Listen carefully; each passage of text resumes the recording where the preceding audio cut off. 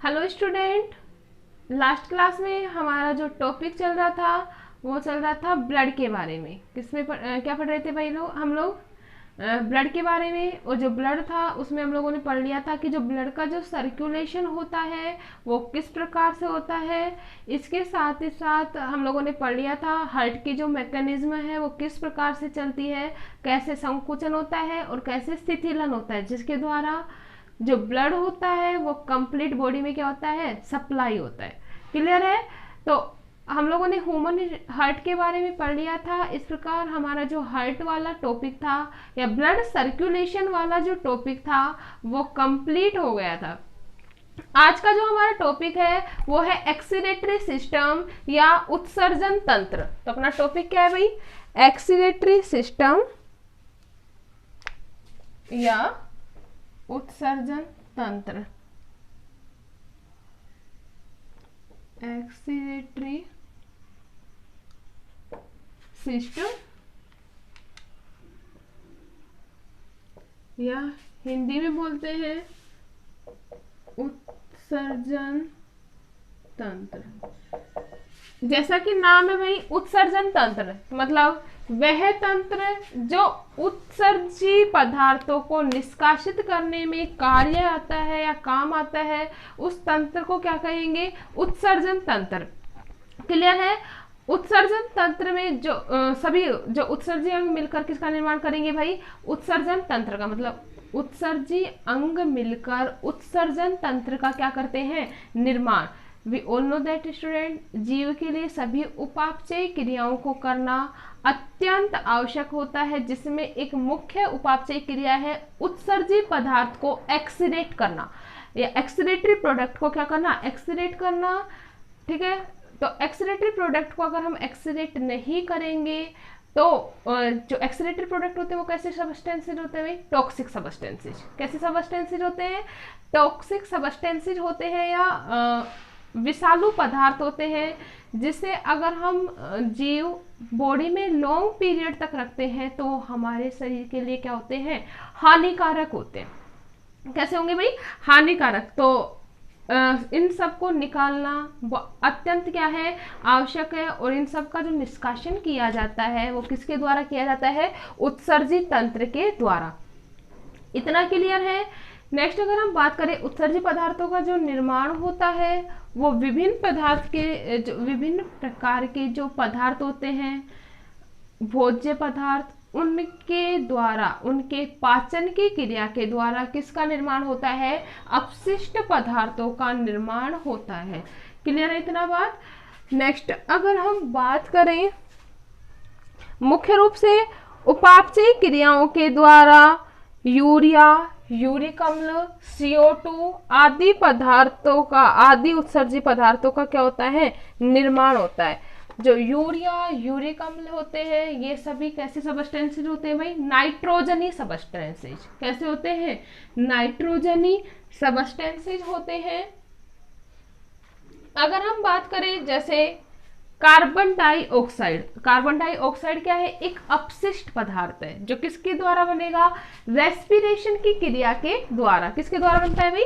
Respiration की क्रिया के द्वारा। और रेस्पिरेशन की क्रिया में we all know that student किसको ग्रहण किया जाता है? O2 को इनहेल्ड किया जाता है या ग्रहण किया जाता है, जबकि CO2 को क्या किया जाता है? छोड़ा जाता है। ये हम लोगों ने रेस्पिरेशन में अच्छे से पढ़ा था, जिसमें हम लोगों ने बता दिया था जो CO2 होता है वो अपशिष्ट पदार्थ के रूप में बनता है। किसके रूप में बनता है भाई?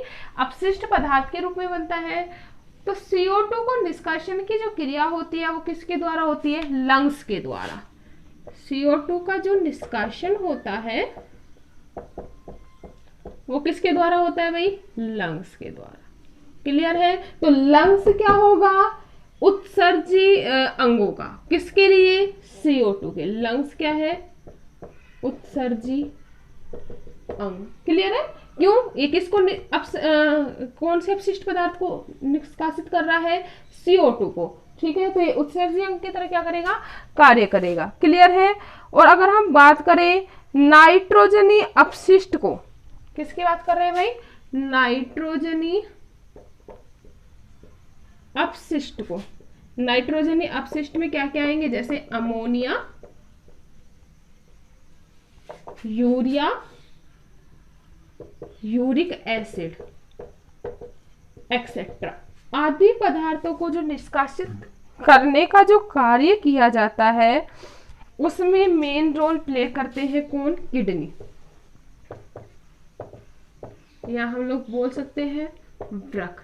जो वृक्क होता है वो ह्यूमन में एक जोड़ी किडनी पाई जाती है जो क्या करती है? फिल्टर करके भोज्य पदार्थों को फिल्टर करने के बाद जो बचा हुआ अपशिष्ट पदार्थ है उसको निष्कासित करने में हेल्प करते हैं। तो जो अमोनिया, यूरिया, यूरिक एसिड है, इनको उत्सर्जित करने का जो कार्य किया जाता है वो किसके द्वारा किया जाता है? वृक्क के द्वारा। तो ये भी क्या है? एक उत्सर्जी अंग।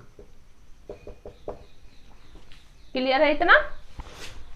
अब हम बात करेंगे जो नाइट्रोजनी अपशिष्ट होते हैं वो होते हैं 3 प्रकार के। किसकी बात करेंगे भाई?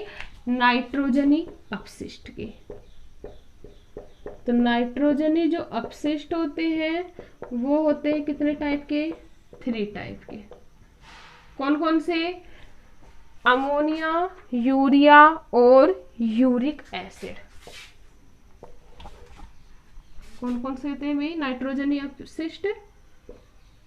अमोनिया, यूरिया एंड नेक्स्ट क्या है? Uric acid. ठीक है, अब हम एक एक नाइट्रोजनी अपशिष्ट के बारे में पढ़ेंगे। फर्स्ट क्या है अपना? अमोनिया। क्या है भाई? अमोनिया। जो अमोनिया का जो उत्सर्जन होता है, अमोनिया क्या एक अपशिष्ट पदार्थ, तो अमोनिया का जो उत्सर्जन होता है अमोनिया उत्सर्ग प्रक्रिया द्वारा होता है। कौन सी प्रक्रिया द्वारा होता है? अमोनिया उत्सर्जन, अमोनिया उत्सर्जन, अमोनिया उत्सर्ग क्रिया द्वारा। ठीक है, मुख्य रूप से जो अमोनिया का उत्सर्जन किया जाता है वो किया जाता है उभयचर, जलीय कीट व मछलियों द्वारा। किस किस के द्वारा? फिश, मछलियों के द्वारा, रेप्टाइल्स के द्वारा, या हम लोग बोल सकते हैं उभयचर के द्वारा, और दूसरा जलीय कीट। आदि जो जीव है वो किसका उत्सर्जन करते हैं भाई? अमोनिया का। ठीक है, वे जीव जो अमोनिया को उत्सर्जी पदार्थ के रूप में त्यागते हैं उन्हें कहा जाता है अमीनोटैलिक। क्या कहेंगे? अमीनोटैलिक। ठीक है, वे जीव जो अमोनिया का क्या कर रहे हैं? उत्सर्जन कर रहे हैं, अमीनोटैलिक कहलाते हैं। सबसे इंपॉर्टेंट बात, जो अमोनिया के उत्सर्जन के लिए जल अधिक मात्रा में आवश्यक होता है। जल की अधिक मात्रा क्या होती है? आवश्यक।